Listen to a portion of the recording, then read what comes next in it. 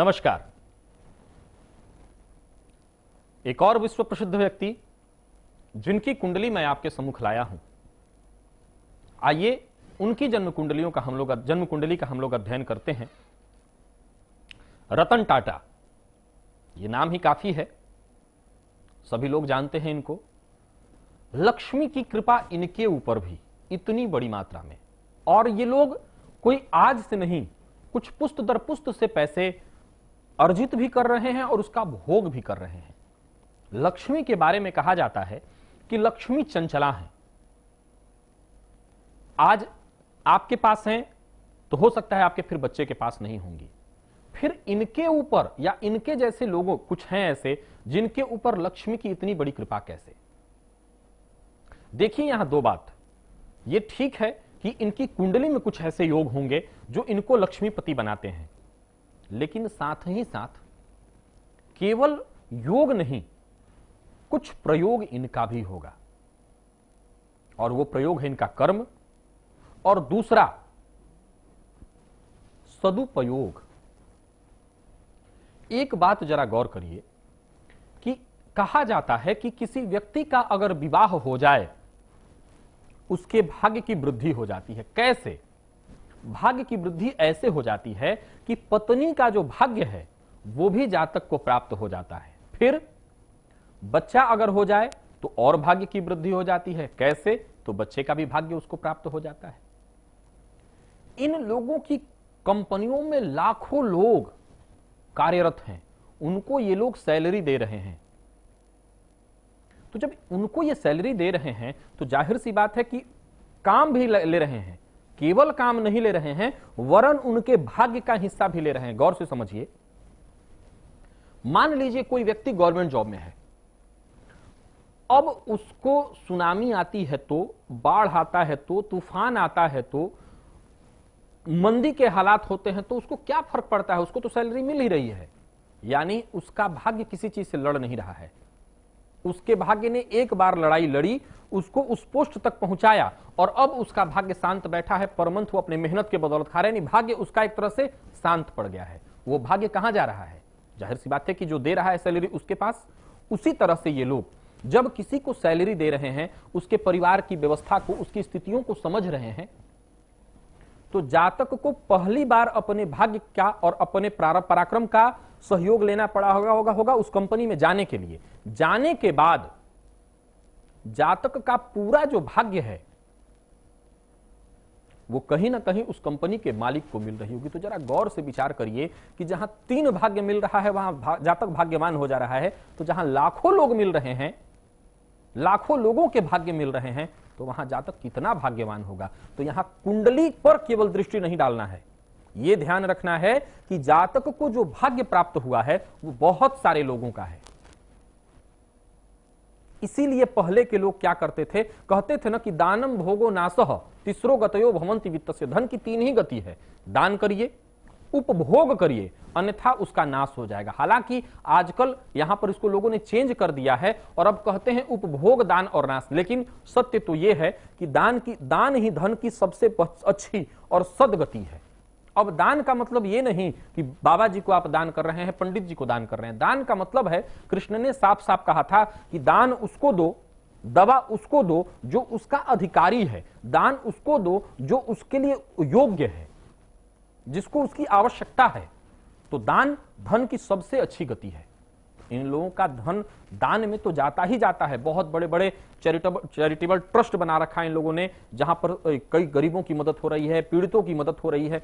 तो वो सारे भाग्य, वो सारे आशीर्वाद, वो कहीं योगों से ज्यादा ऊपर हो जाते हैं। तो आइए हम लोग रतन टाटा जी की जन्म कुंडली का अध्ययन करते हैं और देखते हैं कि कौन से योग में इन्होंने जन्म लिया जो आज ये यहां पर हैं, जहां लक्ष्मी की कृपा, जो लक्ष्मी चंचला है, इनके घर में पैर तोड़ करके बैठी हुई हैं। वो जा रही नहीं रही, भगवान न करे ऐसा कुछ हो। लेकिन मैं बताना चाहता हूं कि आखिर कैसे, जिस लक्ष्मी का नाम ही है चंचला, वो कहीं टिकती नहीं, वो सिर्फ और सिर्फ एक ही जगह पर टिकती हैं, नारायण के पास। कई लोग घमंड में आकर के कह देते हैं कि हम लक्ष्मीपति हैं, लेकिन वो लोग मूर्ख होते हैं, शुद्ध रूप से मूर्ख, क्योंकि लक्ष्मीपति सिर्फ और सिर्फ एक नारायण हो सकते हैं। इसके अलावा आप लक्ष्मी को अपनी बहन मान लें, लक्ष्मी को अपनी पुत्र मान लें, पुत्री मान लें, कुछ और रिश्ता लक्ष्मी से जोड़ लीजिए, आप लक्ष्मी के पति नहीं बन सकते। लक्ष्मी का पति एक ही है और वो है नारायण, और इसीलिए लक्ष्मी को चंचला कहा जाता है, और या इसीलिए कहा जाता है कि ऐसी लक्ष्मी को अपने घर लाइए जो नारायण के साथ आए। अकेली लक्ष्मी जब भी आएगी, जाहिर सी बात है कि आपके घर में कोई रिश्तेदार, कोई आपका रिश्तेदार, जैसे कि कोई अपना, आपकी बेटी ही है, अपने मायके में जब आएगी अपने पति को ससुराल में छोड़ करके तो कुछ दिन रुकेगी, लेकिन अगर उसका पति भी आपके घर में आकर के रहने लगे, यानी घर जमाई बन जाए, तो बेटी तो आपके घर में रहेगी ही रहेगी। लेकिन ऐसे आएगी तो उसको हमेशा चिंता सताएगी कि पति कैसे रह रहे होंगे, सासू मां कैसे रह रही होंगी, बच्चे कैसे रह रहे होंगे, तरह तरह की बातें, चिंता उसको सता रही होगी। अतः लक्ष्मी वो जो पति के साथ आए। तो आखिर इन लोगों के पास कौन सी लक्ष्मी पहुंच रही हैं? कहीं ऐसा तो नहीं कि इनके पास वही लक्ष्मी आ रही हैं जो पति के साथ है और पीढ़ी दर पीढ़ी इनके परिवार में निवास कर रही हैं? तो आइए हम लोग इनकी जन्म कुंडली को देख लेते हैं। देखिए, ये जन्म कुंडली धनु लग्न की है। 9 नंबर का अर्थ होता है धनु लग्न। जैसा कि मैंने कभी बताया आपको कि धनु का अर्थ ही होता है अपने लक्ष्य को हमेशा अपने दिमाग में रखने वाला। तो धनु लग्न, लग्न में ही शुक्र, सूर्य और बुध। सूर्य कौन? ग्रहों का राजा। कहां बैठा? लग्न में। सूर्य और बुध की युति ने यहां पर बुधादित्य योग का निर्माण कर दिया, और वहीं शुक्र और बुध एक साथ बैठ करके अत्यंत श्रेष्ठ योग का निर्माण कर दिए, अत्यंत श्रेष्ठ स्थिति का निर्माण कर दिए। वरन परंतु लग्न का जो मालिक है वो नीच का होकर के द्वितीय भाव में बैठा हुआ है। लग्नेश का नीच का होकर के द्वितीय भाव में बैठना। और फिर जरा फिर से समझिए कि यहां पर योग चाहे और जो भी लगे हों, परंतु इन सब लोगों की कुंडलियों में आप एक चीज अवश्य देखेंगे, और वो क्या? इन लोगों के पराक्रम भाव बहुत जबरदस्त हैं। इन लोगों की कुंडलियों में एक चीज अत्यंत श्रेष्ठ है, वो है इनका पराक्रम। देखिए, इनकी कुंडली में भी पराक्रम भाव का मालिक शनि है, और शनि है और साथ ही साथ उसी घर में मंगल बैठे हैं जो पराक्रम के ही कारक माने जाते हैं। पहला तो कुंडली का तृतीय भाव पराक्रम का, और वहीं पर मंगल का बैठ जाना। फिर चंद्रमा से गुरु चतुर्थस्थ, इसको गुरु चांदनी योग यानी गजकेसरी योग कहते हैं।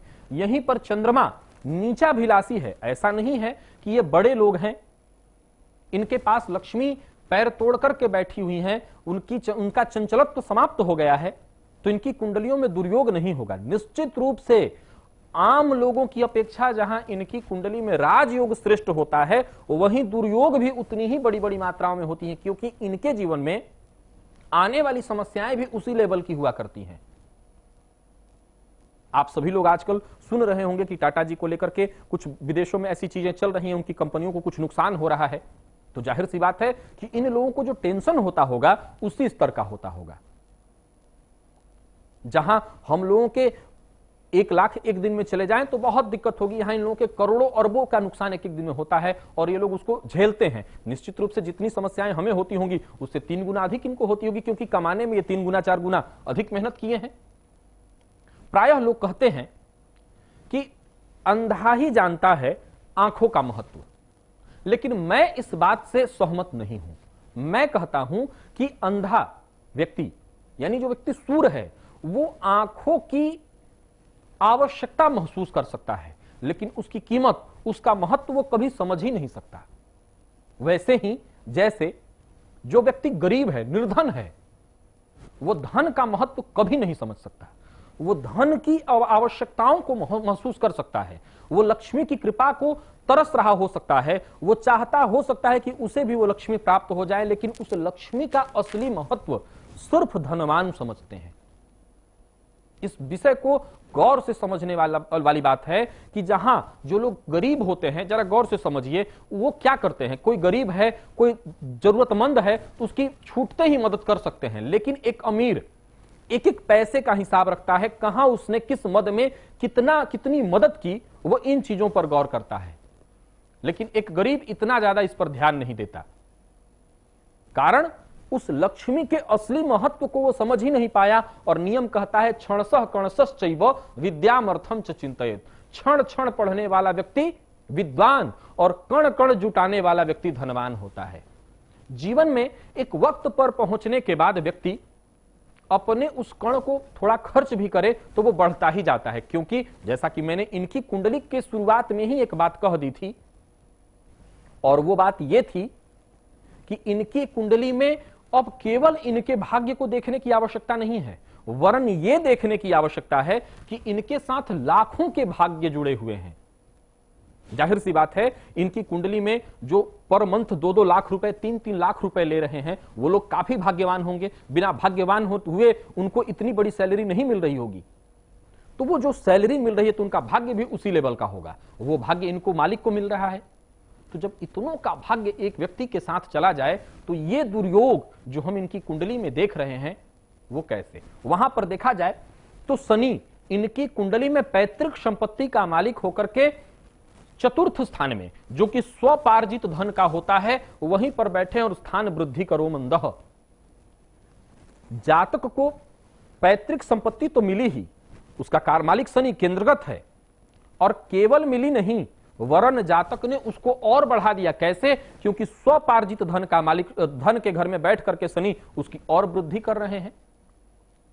वहीं चंद्रमा जो नीचाभिलाषी है, निश्चित रूप से जातक को निरंतर कोई ना कोई मानसिक टेंशन, चिड़चिड़ापन, टेंशन, परेशानियां देता रहता होगा। अब 7.5 को ले लीजिए। एक सामान्य परिस्थिति में जब हम किसी के लिए कहते हैं कि फला जातक को 7.5 चल रही है, वो घबरा जाता है, वो डर जाता है। इनकी कुंडली में देखिए तुला राशि है, 7.5 चल रही है, 7.5 के अंतिम चरण में है। निश्चित रूप से इनके ऊपर जो विदेश में आजकल इनके संपत्तियों को लेकर के समस्याएं चल रही होगी, उसका पूरा का पूरा असर इनके ऊपर पड़ रहा होगा। नाम भी र अक्षर से तुला राशि, जन्म राशि भी तुला राशि, निश्चित इसके चलते ये परेशान होंगे।